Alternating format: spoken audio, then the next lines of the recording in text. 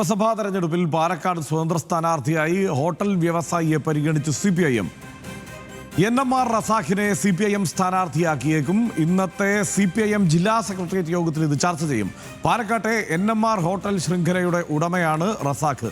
പ്രസാദ് ഉടുമ്പിശ്ശേരി ചേരുന്നുണ്ട് വിവരങ്ങളുമായി. പ്രസാദ്, നമ്മൾ NMR ഹോട്ടലിൽ പോയി ഭക്ഷണമൊക്കെ കഴിച്ചിട്ടുണ്ട് കഴിഞ്ഞ തെരഞ്ഞെടുപ്പ് കാലത്ത്. ഇപ്പോൾ അദ്ദേഹത്തെ സ്ഥാനാർത്ഥിയാക്കാനുള്ള ആലോചനയിലേക്ക് CPIM കടക്കുന്നത് എന്തുകൊണ്ടാണ്?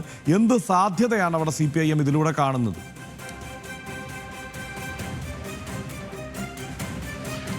ഹർഷൻ, സരീഷ്, ഇവിടെ ഒരു സ്വതന്ത്ര സ്ഥാനാർത്ഥിയെ നിർത്താം എന്നുള്ളത് തന്നെയായിരുന്നു CPM-ന്റെ ആലോചന. അതിന് ജില്ലയിൽ തന്നെ അവിടെ നഗരത്തിലുള്ള 3 പ്രധാനപ്പെട്ട വ്യവസായികളോടുമായി CPIM ചർച്ച നടത്തുകയും ചെയ്തിരുന്നു. അതിന്റെ അടിസ്ഥാനത്തിലാണ് ഇപ്പോൾ NMR റസാഖ് എന്ന പേരിലേക്ക് CPIM വന്നിട്ടുള്ളത്. NMR റസാഖ് ആദ്യം അതിന് തയ്യാറായിരുന്നില്ല. നേരത്തെ നമ്മൾ പറഞ്ഞതുപോലെ തന്നെ ഇവിടുത്തെ പാലക്കാട് നഗരത്തിലെ ഒരു പ്രധാനപ്പെട്ട ഹോട്ടൽ ശൃംഖലയുടെ ഉടമയാണ്. NMR എന്ന് പറയുന്ന ഹോട്ടൽ അവിടെ പാലക്കാട് അറിയാത്ത ആരും ഉണ്ടാവില്ല. അപ്പോൾ അതുകൊണ്ട് തന്നെ NMR റസാഖിനെ നിർത്തിക്കഴിഞ്ഞാൽ വലിയ വിജയ സാധ്യത കൂടി അവർ കാണുന്നുണ്ട്. നമുക്കറിയാം, ഇപ്പോൾ അവിടെ CPM LDF പറയുന്നത് 3ാം സ്ഥാനത്ത് നിൽക്കുകയാണ്. അപ്പോൾ അവിടെ നിന്നും മാറി വിജയത്തിലേക്ക് കൊണ്ടുവരാൻ കഴിയുന്ന തരത്തിലേക്ക് ഒരു സ്ഥാനാർത്ഥിയെ കൊണ്ടുവരിക എന്നതുകൂടിയാണ് ഈ ഒരു നിർണായക തീരുമാനത്തിലൂടെ അവർ ഉദ്ദേശിക്കുന്നത്. ഇന്നിപ്പോൾ CPM-ന്റെ ജില്ലാ സെക്രട്ടേറിയറ്റ് യോഗമുണ്ട്. ആ ജില്ലാ സെക്രട്ടേറിയറ്റ് യോഗത്തിൽ NMR റസാഖിന്റെ പേര് പരിഗണിക്കുകയും അത് സംസ്ഥാന നേതൃത്വത്തിന് കൈമാറുകയും ചെയ്യും. ഏറെക്കുറെ NMR റസാഖ് തന്നെ ആയിരിക്കും സ്ഥാനാർത്ഥി എന്നുള്ളതാണ് ഇപ്പോൾ നമ്മൾ മനസ്സിലാക്കുന്നത്. ആദ്യം അദ്ദേഹം മാറി നിന്നെങ്കിൽ പോലും NMR-നെ പാർട്ടി പറഞ്ഞ് അത് ബോധ്യപ്പെടുത്തി കൊടുത്തിട്ടുണ്ട് എന്നതാണ് ഇപ്പോൾ മനസ്സിലാക്കുന്നത്. ഇതിൽ ഒരു വിജയ സാധ്യത എന്ന് പറയുന്നത് NMR-ന് ആ മണ്ഡലത്തിലുള്ള ഒരു സ്വാധീനം, എല്ലാ വിഭാഗം ആളുകളുമായി അദ്ദേഹത്തിനുള്ളൊരു സ്വാധീനം, അതോടൊപ്പം തന്നെ അവിടെ നിന്നും എപ്പോഴും LDF-ന് തിരിച്ചടി നേരിടുന്നത് മുസ്ലിം വോട്ടുകളുടെ ഒരു വലിയ പിന്തുണ LDF-ന് കിട്ടാറില്ല. അതിൻ്റെ ഒരു കാരണമായി പറയുന്നത് BJP ജയിക്കുമെന്ന് കരുതി അവർ UDF-ന് വോട്ട് ചെയ്യുന്നു എന്നുള്ളതായിരുന്നു. NMR നിൽക്കുന്നതോടുകൂടി അങ്ങനെ ഒരു മാറ്റത്തിലേക്ക് കാര്യം ഇപ്പോൾ അവിടെ കോൺഗ്രസിന്റെ സ്ഥാനാർത്ഥിയായി പിഷാരടിയെ പോലെയുള്ള ആളുകളെയാണ് പരിഗണിക്കുന്നത്. ഒരുപക്ഷെ ശോഭാ സുരേന്ദ്രൻ വന്ന സാഹചര്യത്തിൽ പിഷാരടി മാറി ചിലപ്പോൾ ഒരു പൊളിറ്റിക്കൽ ഫൈറ്റ് എന്ന രീതിയിലേക്ക് കോൺഗ്രസ് ആലോചിച്ചേക്കാം.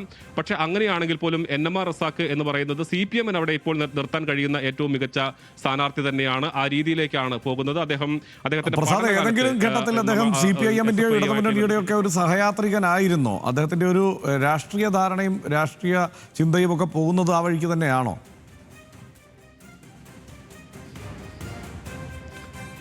ഹർഷൻ, അദ്ദേഹത്തെ എനിക്ക് വളരെ വ്യക്തിപരമായി അറിയാവുന്ന ഒരാൾ കൂടിയാണ്. അദ്ദേഹത്തെ അങ്ങനെ ഒരു പ്രത്യേക രാഷ്ട്രീയമുണ്ട് എന്നുള്ളത് ആളുകൾക്ക് അറിയില്ല. അദ്ദേഹം ഇപ്പോൾ സ്ഥാനാർത്ഥിയായി വരുന്നു എന്ന് പറയുന്നത് പാലക്കാടിനെ സംബന്ധിച്ചിടത്തോളം ഒരു ഈ സർപ്രൈസ് തന്നെയായിരിക്കും എന്ന കാര്യത്തിൽ ഒരു തർക്കവുമില്ല.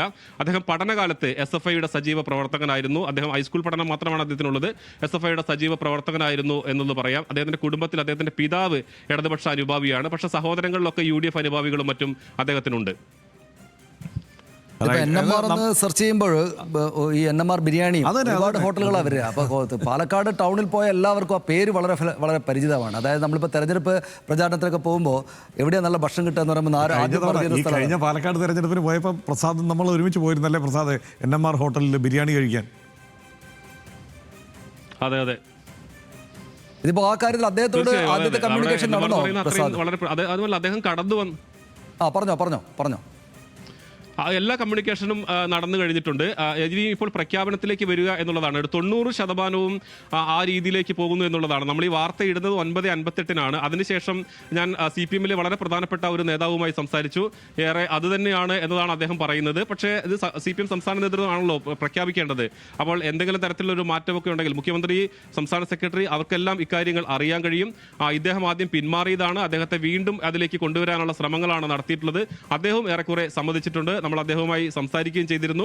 അദ്ദേഹത്തോട് സംസാരിച്ചപ്പോൾ അദ്ദേഹവും അതിന് വില്ലിംഗ് ആണ്. അതായത് തുടക്കത്തിലുണ്ടായ അത് മാറ്റി അദ്ദേഹവും വില്ലിംഗ് ആണ് എന്ന് തന്നെയാണ് നമ്മൾ മനസ്സിലാക്കുന്നത്.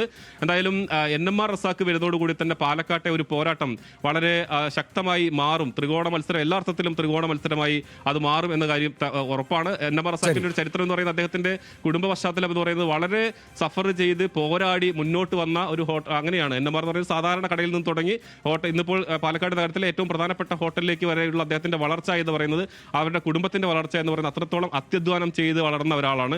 അതുകൊണ്ട് തന്നെ എല്ലാ തട്ടിലുമുള്ള ആളുകളുമായി നല്ല രീതിയിൽ ഉള്ള ബന്ധം അദ്ദേഹത്തിനുണ്ട് എന്നുള്ളത് തന്നെയാണ് ഇതിൽ ഏറ്റവും പ്രധാനപ്പെട്ട ഗുണം.